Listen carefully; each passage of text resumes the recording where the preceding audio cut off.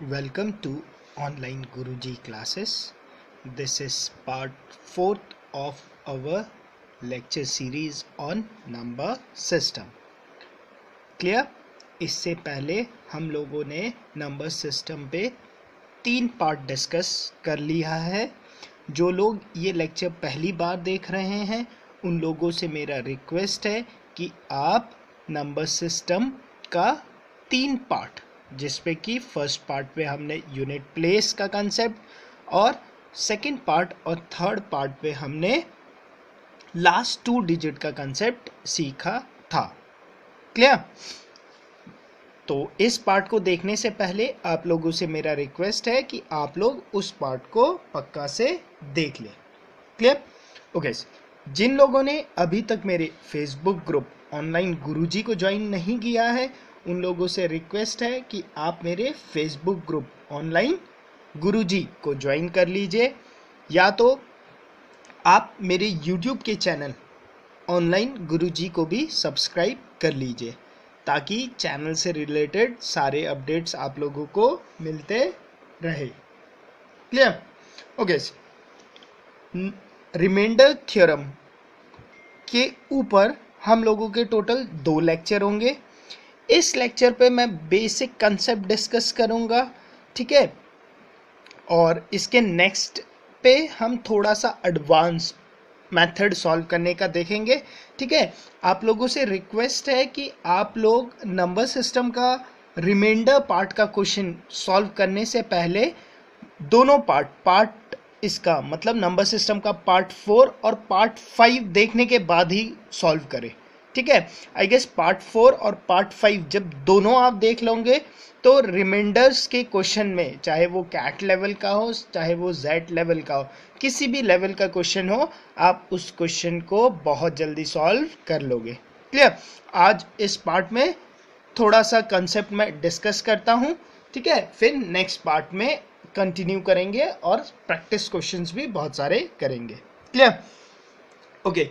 Euler's number का concept हम next part में डिस्कस करेंगे. इस पार्ट में जनरल 2-4 चीज़ें मैं आप लोगों से डिस्कस करना चाहता हूँ. चलो देखते हैं. ओके. सबसे पहले देखो कंसेप्ट ऑफ नेगेटिव रिमाइंडर. ठीक है. अभी तक हम लोगों को क्या पता है, लिखो.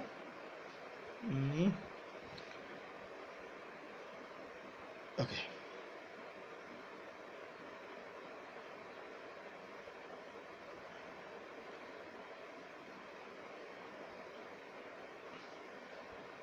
concept of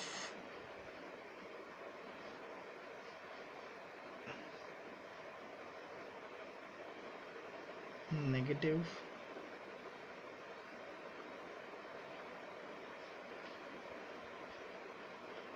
reminder. Clear?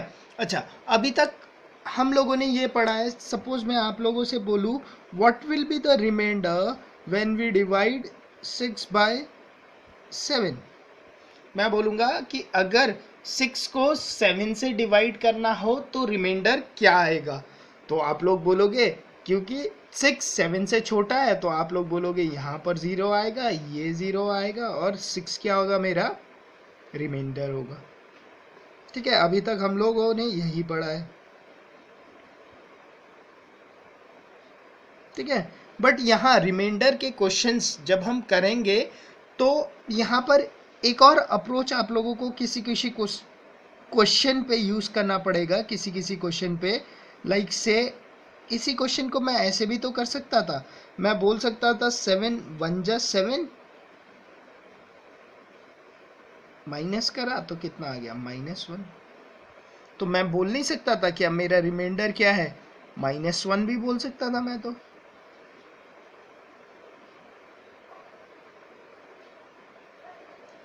Clear? इस केस में रिमाइंडर -1 भी बोल सकता था.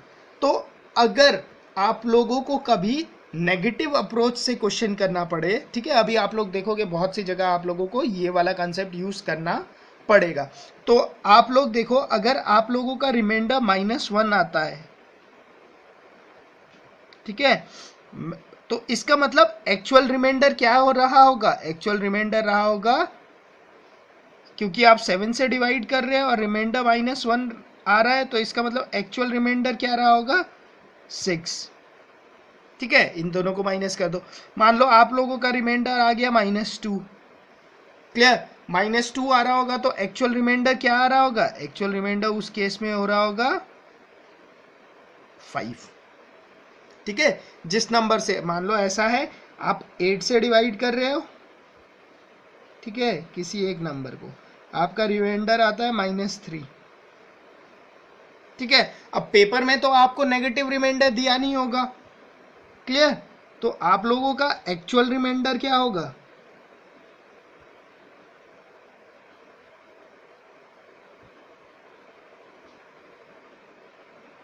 एक्चुअल रिमाइंडर होगा आपका 8 - 3, that is 5 will be your actual reminder. Clear, समझ गए ना। कुछ भी क्वेश्चन हो, जैसे ये हो, मान लो यहाँ पर कुछ भी नंबर है, से यहाँ पर है 7 से डिवाइड कर रहे हो आप लोग, ठीक है, कुछ नंबर आया से यहाँ पे y आया, और जब आपने डिवाइड करा तो आपका आया -2 रिमाइंडर। ठीक है, अब ऑप्शन में तो रिमाइंडर नेगेटिव पे नहीं होंगे, तो आप लोगों को एक्चुअल रिमाइंडर निकालना होगा। तो क्या करोगे आप लोग, एक्चुअल रिमाइंडर क्या होगा,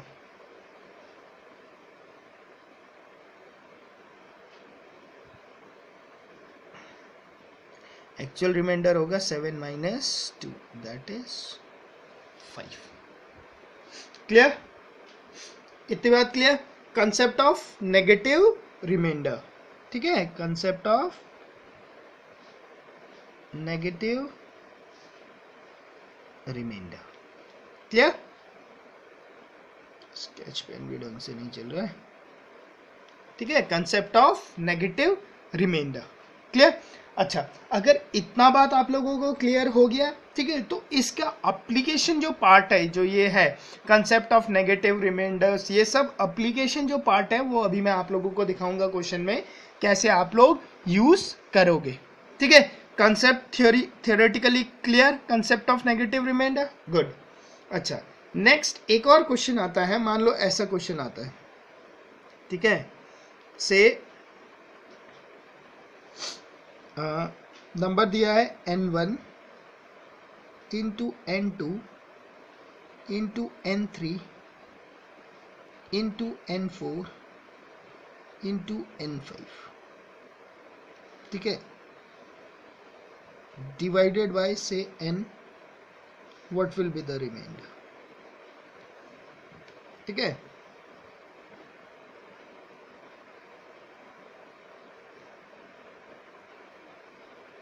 ठीक है, आई स्टिल रिमेंबर, मैंने एक एग्ज़ाम दिया था, ठीक है, कौन सा एग्ज़ाम था वो मुझे याद नहीं, उस पर ये क्वेश्चन आया था, सेम क्वेश्चन आया था।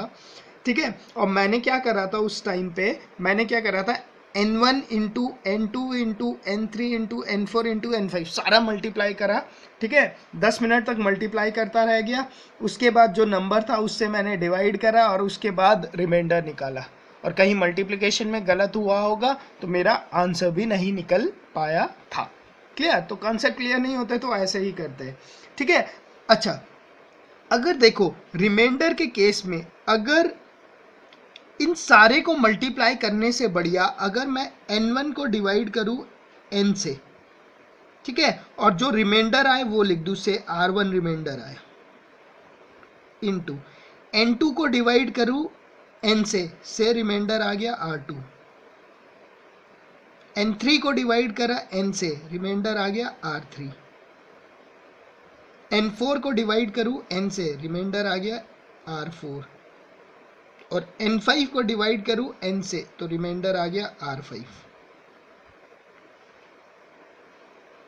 Divide by n।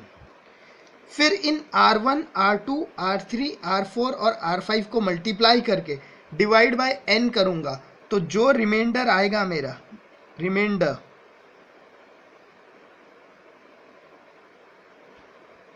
जो आएगा that will be the same reminder जो मैं इन नंबर को मल्टीप्लाई करके मेरा रिमाइंडर आता।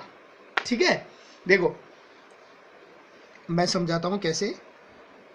ऐसा क्वेश्चन आया था, मुझे इतना याद नहीं एग्जैक्टली क्वेश्चन तो याद नहीं, बट ऐसा था लगभग से 1523 इंटू 1524 इंटू 1525 इंटू 1526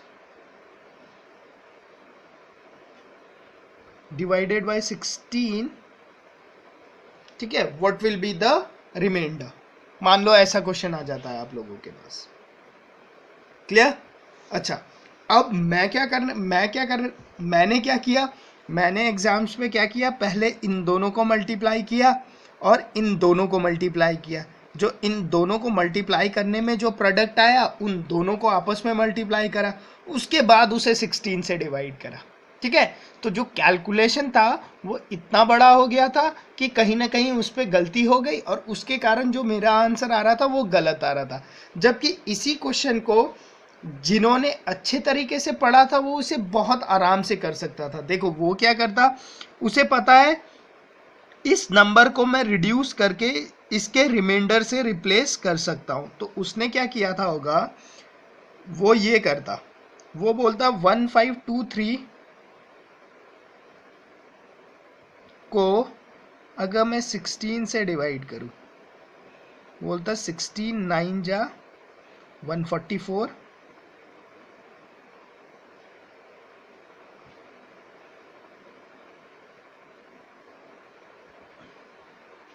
16 5 जा 80, ऑप्शन कितना रह गया मेरे पास 3। ठीक है, क्लियर? तो वो बोलता 1523 को जब मैं 16 से डिवाइड करता हूं तो मेरा रिमाइंडर कितना बचता है यहाँ पे 3 इंटू, अब देखो ये 23 था, ये 24 था, ये एक ज्यादा है तो इस केस में रिमाइंडर कितना बचेगा 4। क्यों? यहाँ 83 की जगह अब 84 होगा। ठीक है, क्योंकि यहाँ 4 है तो यहाँ पे 4 रिमाइंडर आएगा। 1525 को 16 से करूंगा तो रिमाइंडर कितना आएगा 5। 1526 को करूंगा तो रिमाइंडर कितना आएगा 6 डिवाइड बाय 16। क्लियर? अच्छा, एक बात ध्यान रखना यहाँ पे, ठीक है, रिमाइंडर के क्वेश्चन में कभी भी ऐसे काट मत देना, इसे आपस में सिंप्लीफिकेशन मत कर देना। ठीक है, पता चला 4 1 जा 4 4 जा 16 उड़ा दिया। ठीक है, ऐसा नहीं करते। ठीक है, कैंसिल करोगे तो आंसर चेंज हो जाएगा, कैंसिल नहीं करना है कभी भी रिमाइंडर के क्वेश्चन में। ठीक है, तो इसी क्वेश्चन को जिस पे कि मैंने इतना लंबा कैलकुलेशन करा था, उसी क्वेश्चन को जिसने ये कंसेप्ट पढ़ा था उसने इसे इस पे रिड्यूस कर दिया। क्लियर? ठीक है, कितने इजीली उसने इतने बड़े क्वेश्चन को 5 सेकंड के अंदर इतने छोटे रिड्यूस फॉर्म में कर दिया। अब क्या, अब तो वो मल्टीप्लाई भी कर सकता था। देखो उसे पता है 6 3 जा 18, 5 4 जा 20, ठीक है, 18 2 जा 36, तो उसे पता है ये कितना आने वाला है आपका 360। ठीक है, डिवाइड बाय 16। बस अब तो ये आराम से कर सकता था कोई भी। 360 को डिवाइड कर दो किससे 16 से, 16 2 जा 32 4 0, 16 2 जा अगेन 32, सो बचा क्या 8। क्लियर? तो मेरा रिमाइंडर कितना आ गया इस केस में 8। ठीक है, आपका रिमाइंडर कितना आ गया 8। ठीक है, होपफुली आप लोगों को ये कंसेप्ट क्लियर हो गया होगा। ठीक है, कैसे रिमाइंडर आया 8, ये वाला नेगेटिव रिमाइंडर का कंसेप्ट क्लियर। ठीक है, अगर नंबर ऐसे मल्टीप्लिकेशन में दिया है तो क्या करना है, एक नंबर को डिवाइड, वो हमेशा ऐसे सीक्वेंस में ही देगा। ठीक है, वो ऐसा नहीं देगा कि यहाँ पे 2 3 है और यहाँ पे एकदम ही दूसरा कोई एकदम ही नंबर है, अजीब सा ही नंबर है यहाँ अजीब सा, वो वैसा नहीं देगा। ठीक है, वो एक सीक्वेंस फॉलो करेगा। वो बस यही चेक करना चाहता है कि आपको ये वाला कंसेप्ट पता है कि नहीं पता है। ठीक है, तो आप इसे इसके रिड्यूस फॉर्म पे ऐसे लिख सकते हो, उसके बाद बस इसका रिमाइंडर निकालो और उसका रिमाइंडर निकालो, बात सेम ही है। तो आप इतने बड़े मल्टीप्लिकेशन से बच जाओगे। क्लियर? आई गेस ये कंसेप्ट भी आप लोगों को क्लियर हो गया होगा। ठीक है, अगर ये दोनों कंसेप्ट आप लोगों को क्लियर नहीं हुआ तो एक बार क्या करो, वीडियो को पॉज करके दोबारा से इसे देखो। क्लियर? बहुत इंपॉर्टेंट कंसेप्ट्स है, क्योंकि इन्हीं कंसेप्ट्स को आगे हम यूज करने वाले हैं। क्लियर? अच्छा, ये कंसेप्ट क्लियर हो गया है तो आगे मूव करते हैं। ठीक है, एक और बात बोल दूं कि पार्ट 5 जब तक आप लोग ना देखो तब तक प्लीज नंबर रिमाइंडर के क्वेश्चन सॉल्व मत करना। ठीक है, आप लोग पार्ट 4 आधा ही देखोगे इस पे रिमाइंडर के क्वेश्चन, फिर से आप लोग एकदम बहुत सारे क्वेश्चंस पोस्ट कर दोगे। तो रिक्वेस्ट है कि पहले पार्ट 4 और पार्ट 5 दोनों देखने के बाद अगर रिमाइंडर के क्वेश्चन जो नहीं होते खाली उन्हें ही पोस्ट करना। क्लियर? अच्छा, अब एक और है क्वेश्चन। ठीक है, मैं इसे भी डिस्कस कर लेता हूं। दो इसके बहुत सारे तरीके सॉल्व करने के, बट ये वाला भी एक देख ही लो आप।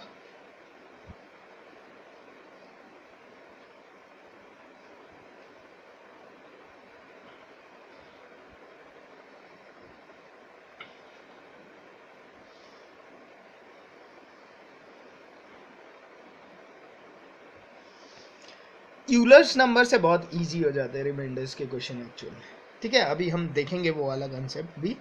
आज इस लेक्चर पे तो मुश्किल है, अगले लेक्चर पे पक्का देखेंगे। सपोज मेरा नंबर इस फॉर्म पे से x divided by x plus 1 से x की पावर n है। मतलब अगर ऊपर 7 है तो नीचे क्या है, 7 प्लस 1 8 की पावर n इस फॉर्म में। ठीक है, ओके। या तो मेरे नंबर इस फॉर्म पे x plus 1 divided by x और x प्लस 1 के पावर है n।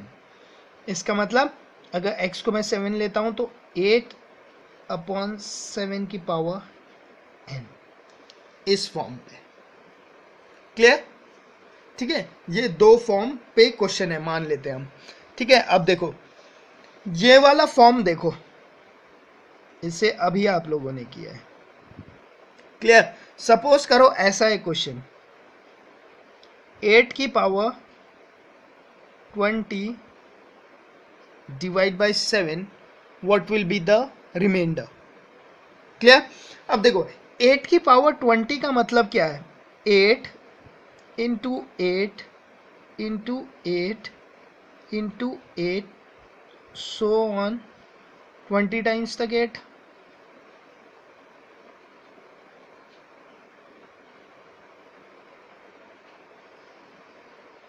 Divide by 7। आपको पता है या तो आप इसे 20 टाइम्स मल्टीप्लाई करो, या तो आपको पता है क्या कि आप इस 7 से इन्हें हर नंबर को डिवाइड करके उसके रिमाइंडर्स को लिख के कर लो। तो इसी को मैं ऐसे भी तो लिख सकता हूँ, 7 ने 8 को डिवाइड करा 1, 7 ने इस 8 को डिवाइड करा 1, 7 ने इस 8 को डिवाइड करा 1 into 1 so on up to 20 times तक पूरा ही 1 आएगा डिवाइड बाय 7। तो ये क्या आ जाएगा आपके पास, 1 अपॉन 7। ठीक है, 1 को मतलब डिवाइड करना है 7 से, तो रिमाइंडर कितना रह गया,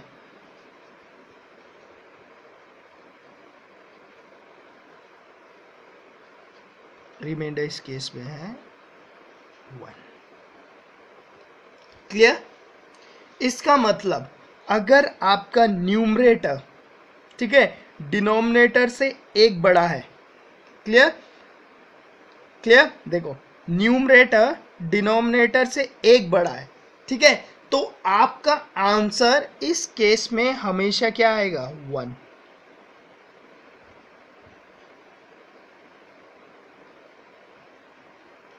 clear? Clear? Okay, no matter चाहे n की वैल्यू से आपको कोई मतलब नहीं है, n की वैल्यू इवन हो या n की वैल्यू ऑड हो, हर केस में आंसर क्या आएगा 1। किस केस में? जब न्यूमरेटर आपका न्यूमरेटर आपका डिनोमिनेटर से एक बड़ा हो तो। क्लियर? अच्छा, इस केस में देखो, इस केस में दो केस बन जाते हैं आगे।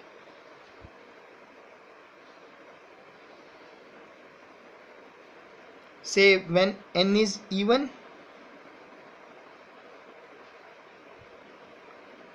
और दूसरा case when n is odd. Clear? When n is even and second case when n is odd. ठीक है, एक छोटा सा एग्जांपल लेते हैं। मान लो ये क्वेश्चन आता है 7 की power 4 divide by 8, what will be the reminder. और एक केस ये ले लो 7 की power 3 divided by 8, what will be the reminder. ठीक है, क्लियर? अच्छा, अब देखो, यहां देखो 7 की पावर 4 को आप ऐसे लिख सकते हो 7 into 7 into 7 into 7 upon 8।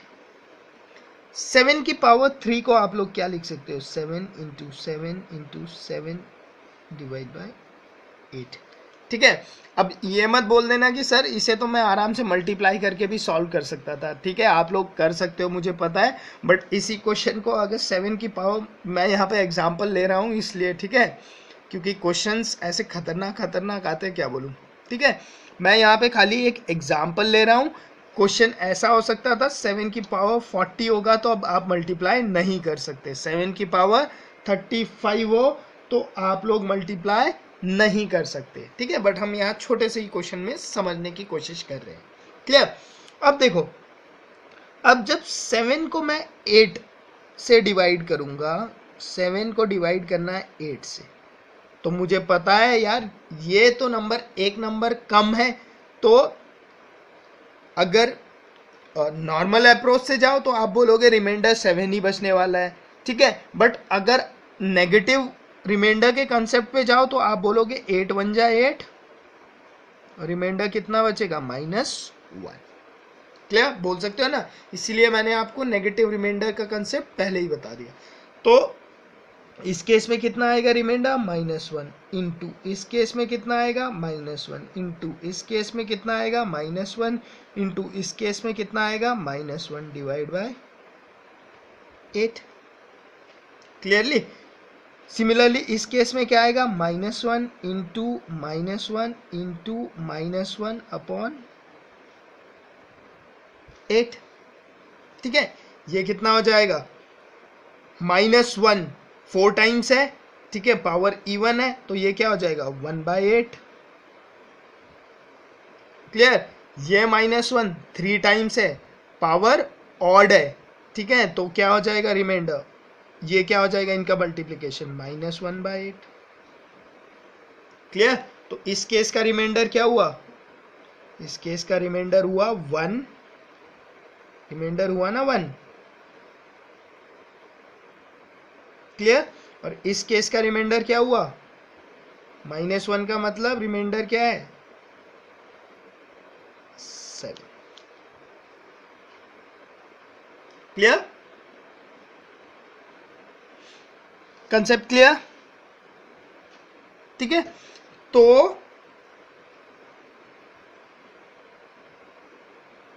Clear? इसका मतलब अगर मेरा न्यूमरेटर डिनोमिनेटर से एक बड़ा है तो रिमाइंडर ऑलवेज 1। ओके, अगर मेरा न्यूमरेटर डिनोमिनेटर से एक छोटा है और न्यूमरेटर की पावर अगर इवन है तो रिमाइंडर क्या आएगा 1 आएगा। एल्स अगर पावर n ऑड है तो रिमाइंडर क्या आएगा, जो न्यूमरेटर होगा वही मेरा क्या हो जाएगा रिमाइंडर हो जाएगा। क्लियर? ठीक है, होपफुली आपको यहां तक के कंसेप्ट क्लियर हो गए होंगे। ठीक है, वैसे हम यूलर्स मेथड देखेंगे जब, तो यूलर्स मेथड से आपके सारे क्वेश्चन हो जाते हैं। इन सारे मेथड्स की आपको ज़रूरत नहीं पड़ेगी, खाली एक यूलर्स मेथड ही सारे कंसेप्ट को सॉल्व कर सकता है। बट तब भी आप लोगों को ये अप्रोच सीखना जरूरी है। क्यों? क्योंकि बहुत सारे क्वेश्चंस ऐसे बन जाते हैं पेपर्स में जिसपे यूलर्स नहीं लगता, जिन पे यही कंसेप्ट से क्वेश्चंस बनते हैं। वैसे तो जो इनके सॉल्व करने का अगर ट्रेडिशनल मेथड है, that is based on your binomial expansion. ठीक है, एक्स प्लस वाई की पावर एन उस टर्म पे लिख के फिर उसका बाइनोमियल एक्सपेंशन करके, ठीक है, फिर उसमें वो कॉमन टर्म लेके वैसे सॉल्व किया जाता है। ठीक है, बट ऑब्वियस है बाइनोमियल एक्सपेंशन तक का जाने का तो टाइम नहीं है। ठीक है, तो हम क्या करते हैं, यही फास्टर अप्रोच जो मेथड है, इसी मेथड को याद रख लेते हैं। ठीक है, अच्छा, इसी क्वेश्चन को वो थोड़ा सा ऐसे घुमा के पूछ सकता है। से क्वेश्चन को आप लोग फर्स्ट मत जाना, ठीक है, कंसेप्ट याद रखना। अगर वो क्वेश्चन ऐसे पूछ ले, से 3 की power 40 divide by 80, what will be the reminder? ठीक है, अब आप बोलोगे यार ये तो 80 आ गया, अब मैं क्या करूं? ठीक है, बट अगर आपको 3 की पावर याद हो, जनरली ये क्वेश्चन आएगा तो ये 3 के पावर पे ही आएगा या 2 के पावर पे ही आएगा।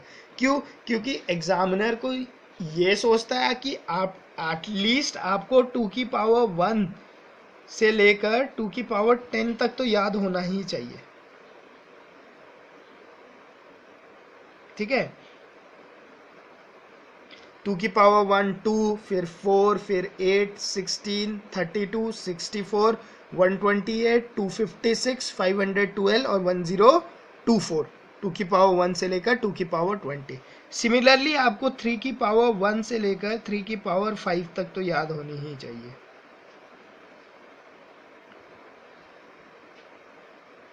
ठीक है, क्या होता है ये?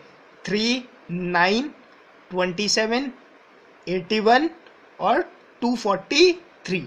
एटलीस्ट आपको इतना तो पता होना ही चाहिए, बहुत सारे क्वेश्चंस पे ये लगते हैं। ठीक है, तो मुझे पता है यार इस 3 को मैं 80 के आसपास लिख सकता हूँ। कैसे लिख सकता हूँ मैं? मुझे पता है कि 3 की पावर 4, अगर आपको ये याद हो तो आपको पता है यार 3 की पावर 4 कितना होता है मेरा? 81 होता है। तो आप इसी क्वेश्चन को ऐसे भी तो लिख सकते थे फिर, 3 की पावर 4 इंटू 10 अपॉन 80।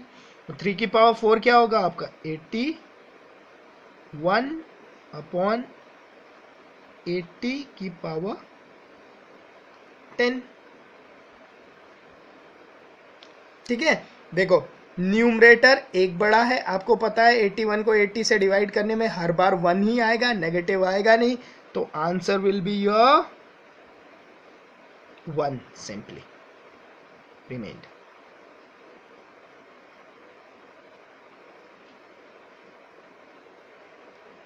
ठीक है, ये कौन सा फॉर्म हो गया? ये हो गया ना x प्लस 1 की पावर n। ठीक है, x रिमाइंडर क्या आता है इस केस में? हमेशा 1 आता है। क्लियर? यूलर्स मेथड से वो हो जाएगा बहुत ही इजीली।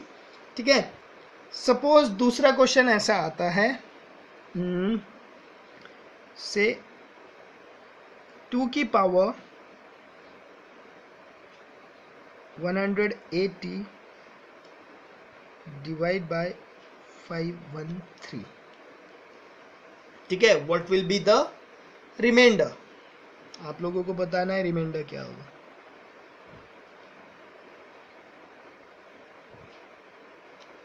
क्लियर?